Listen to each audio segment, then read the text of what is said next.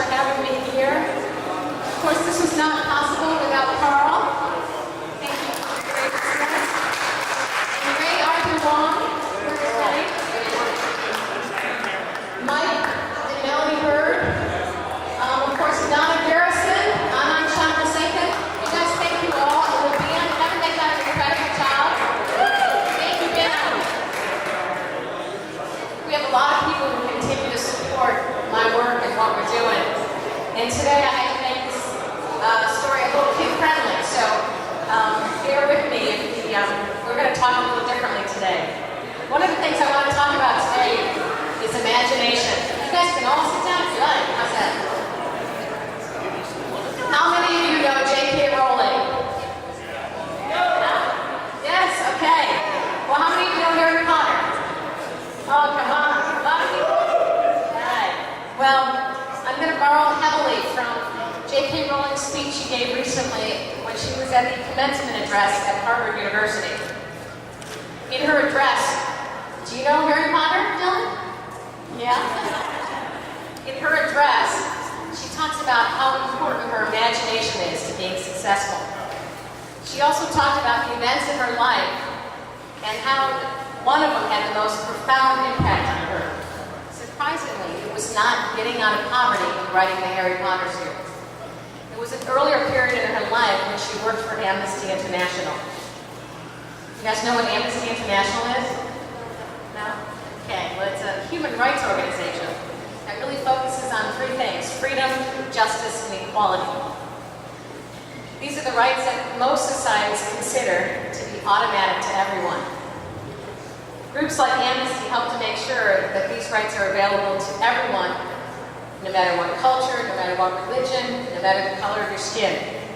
J.K. Rowling said this: "There is little Mike." When she was working at Amnesty International, she wrote this: "There in my little office, I read hastily scribbled letters smuggled out of totalitarian regimes by men and women who were risking imprisonment to inform the world what was happening to them.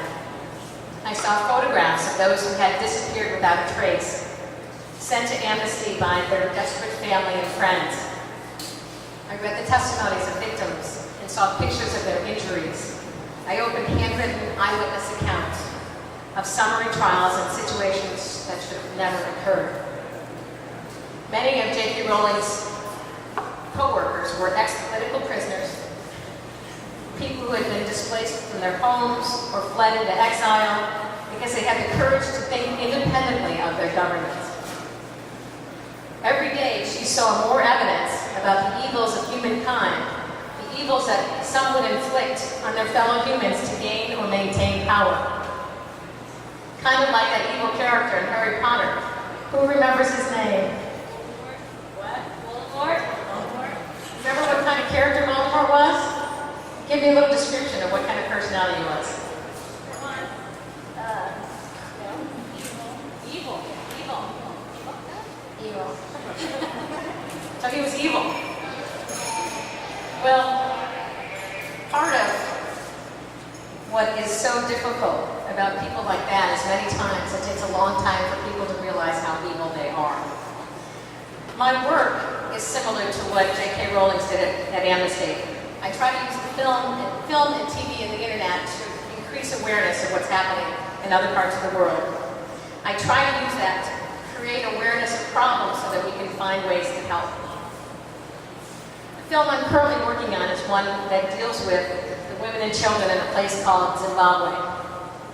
Zimbabwe is part of southern Africa. Its population is about 13 million.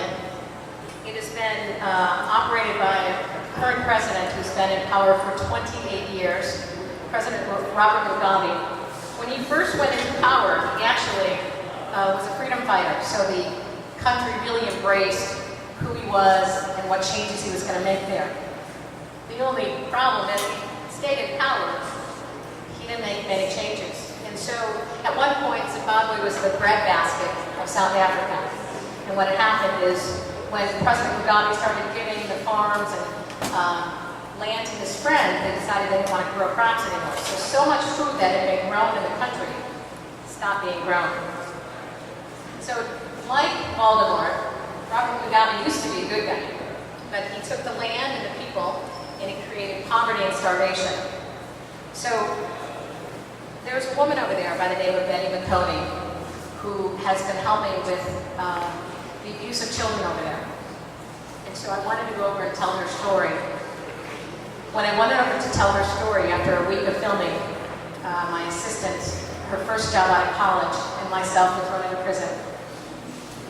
Her parents are still, no, they're talking now. But what was so incredible when we were there is that we ended up in an 8x8 cell with 8 women. It was 5x5 with 8 women. And what was so amazing is each of these women were trying to find a way to feed their children. So one of the women had been so beaten by her husband that she carried around photos of what she had looked like after her abuse, and you could not recognize who she was. So the other women were trying to feed their children. They would do what they call border jumping and go over to another border, bring some food back, and then be a vendor on the street. And it was illegal to vend. It still is illegal to vend in Zimbabwe. So these women just went in and out of jail, and when they were in jail, there was no one protecting their children. So in the middle of the night, after I heard all of their stories, I just started crying. And I started weeping, and the woman who kind of ran the group, sort of the leader, she said to me, "Why do you weep for us?" And I said, "I weep for you because of your lives and what you have to deal with." And she said something that's really stayed with me. She said, "It is our life, and it is who we are. We're going to be okay." And it made me realize how little they want there and how little they get, but that truly they really believe their lives are okay in many ways because they don't know any better. So it's been, what I will talk about here is the blessing and the curse. But when you work with people in countries like that, the curse is, as I have mentioned, that you see a lot of violence, you see a lot of trauma, and a lot of poverty. But the blessing, which is harder to realize when you live in the United States, because unless you go and see it firsthand, you really have no idea the levels of poverty. So the blessing, of course, is working with so many groups that care about people that they've never met, and in countries that they could never pick out on a world map. And they do this because they care, because they feel empathy. There are groups like Amnesty and Human Rights Watch and thousands of individuals like Betty McConey, who I mentioned, who have been tortured or imprisoned for their beliefs, and they still continue to act for a higher good. So that power of caring, that power of human empathy leads to collection of action, and that means it saves lives. Ordinary people whose well-being and security are assured, like each of us, I would say, join together in huge numbers to save people that they did not know and will never meet. We are here to help raise awareness and funds to finalize the stone in Zimbabwe and to help create a place of refuge in Botswana. There is a very small group of us that plan to go to Botswana in July. Our hope is, because the situation in Zimbabwe is so bad, that the United Nations and the International Red Cross are not there. They've been thrown out. So our goal was to actually set up in Gaborone, Botswana, and see if we can get the Red Cross and the United Nations to come in. And what we want to do is provide food and shelter and a place for people to come to feel safe. But we are also here for one other thing, and it comes back to Harry Potter and J.K. Rowling. We are here to raise our voices for those without a voice, and to identify not only with the powerful, but with the powerless.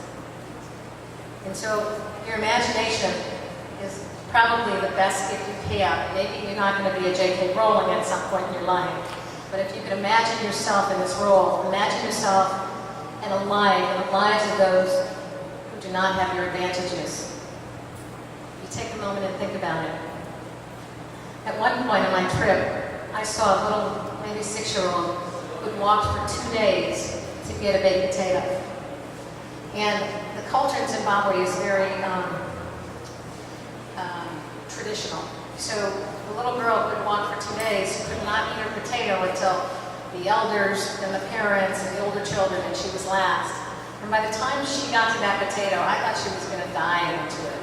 And it was enough for me to lose my hunger. but it showed how far they go to give something so little. So I want you to think about how you can help. All it takes is one person. Someone asked me here today, how do you feel about this event? And I think it's great, and thank you for such a wonderful turnout. But all it takes is one of you to say, you know what, this is not okay. So when I talk about imagination, imagination is magic. We don't need magicians and spells and Hogwarts School of Witchcraft to change the world. We carry the power we need inside ourselves already. And as J.K. Rowling said, we have the power to imagine better. I thank you very much. And thank you for coming. I'd love to offer a little gift to Karl right now. I really so appreciate all the efforts that you put together.